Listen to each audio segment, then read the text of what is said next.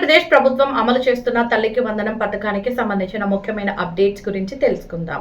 చాలా మంది అర్హుల జాబితాలో పేరు ఉన్నప్పటికీ డబ్బులు జమ కాలేదని, మరికొందరు ఇన్ ఎలిజిబుల్ లిస్టులో కనిపిస్తున్నారని సందేహాలు వ్యక్తం చేస్తున్నారు. ఈ పథకం కింద 1వ తరగతి నుంచి ఇంటర్మీడియట్ 2వ సంవత్సరం వరకు చదువుతున్న విద్యార్థులకు ప్రకటించిన 15,000లో తల్లి బ్యాంకు ఖాతాలో 13,000 మాత్రమే జమ అవుతుంది. మిగిలిన 2,000 రూపాయలు పాఠశాల నిర్వహణ కోసం మరియు పారిశుద్ధ్య అవసరాల కోసం సంబంధిత అధికారుల ఖాతాకు జమ అవుతుంది.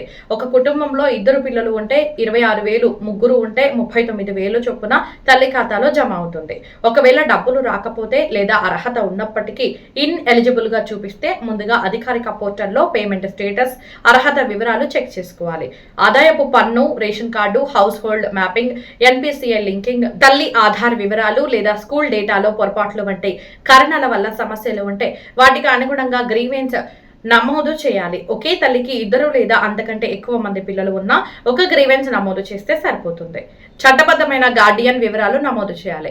ఎలిజిబుల్ లేదా ఇన్ ఎలిజిబుల్ జాబితాలో పేరు లేకపోతే డీటెయిల్స్ నాట్ ఫౌండ్ ద్వారా గ్రీవెన్స్ నమోదు చేయవచ్చు. కొన్ని సమస్యలను సంబంధిత శాఖలు స్వయంగా పరిశీలించి పరిష్కరిస్తాయి.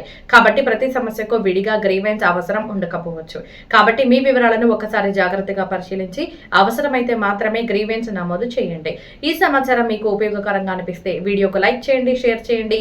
ఇలాంటి ప్రభుత్వ పథకాల తాజా అప్డేట్స్ కోసం DAR ఫోకస్ ఛానల్ ని సబ్స్క్రైబ్ చేసుకోవడం మర్చిపోవద్దు. ధన్యవాదాలు.